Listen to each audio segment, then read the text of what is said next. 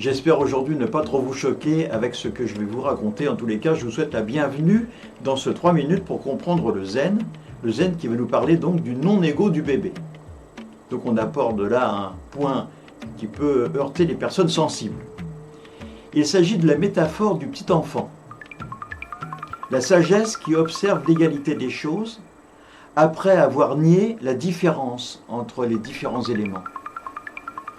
Le texte dit « Elle a les 5 marques du nouveau-né, qui ne s'en va ni ne s'en vient, qui ne se lève ni ne reste en place, et dont le babil, phrasé ou non, n'obtient finalement rien, la parole n'étant pas encore juste. »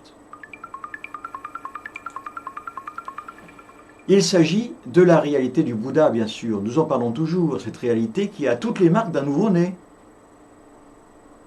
L'ego n'est pas là. Je vous en ai déjà parlé. C'est une perfection vers laquelle nous aimerions bien tendre, sortir de l'ego.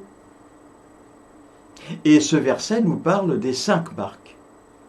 Nous savons que la culture orientale est basée en grande partie sur le chiffre 5, en japonais le Go-i. Ainsi, il y a les 5 saveurs, les 5 Bouddhas, les 5 sagesses, les 5 attachements, etc. Il y a un nombre incroyable de significations dans ces cultures qui accompagnent le chiffre 5.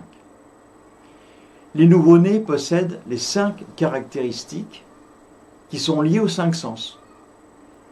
Plus tard, nous parlerons des 5 métaphores de Lokyo-Zanmai. Le bébé ne sait rien faire. Regardez, il s'agite, mais il ne circule pas. Il n'est pas capable de se lever, mais il bouge tout le temps. Il réclame sans rien obtenir. C'est ce que l'on appelle la sagesse de l'égalité des choses. Demander mais ne rien obtenir. Les choses restent telles quelles.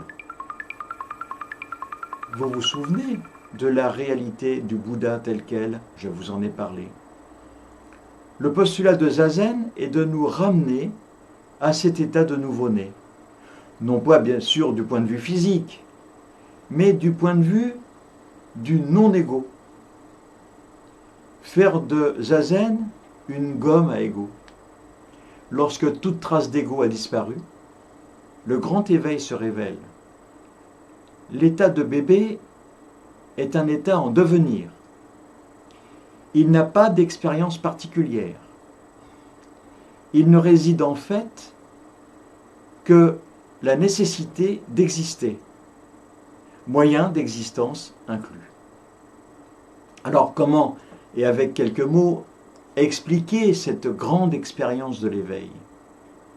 Peu l'ont expérimenté. Pour expliquer cela, les mots ne sont pas justes, car limités par l'expérience ordinaire, vécue, expérimentée, personnelle, la limitation des mots, on en a parlé. Combien de fois durant les enseignements évoquons-nous l'incertitude liée au langage et à ses interprétations? Aussi nombreux que vous êtes, aussi nombreux sont les interprétations. Voilà, je vous retrouve bientôt. N'oubliez pas d'être heureux juste pour montrer l'exemple, comme disait Jacques Prévert. À très bientôt.